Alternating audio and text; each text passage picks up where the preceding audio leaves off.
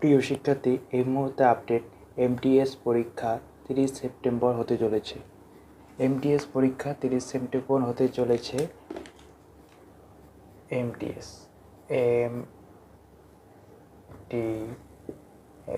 MTS 30 September হতে চলেছে।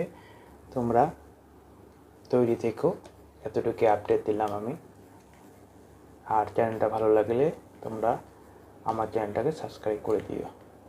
আর এমটিএসে যারা স্ট্র্যাটেজি সম্পর্কে বলেছি তোমরা ফলো করো।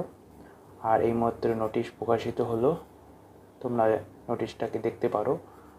আর আমি নোটিশটা দেখাচ্ছি তোমাদের। ধন্যবাদ সবাইকে।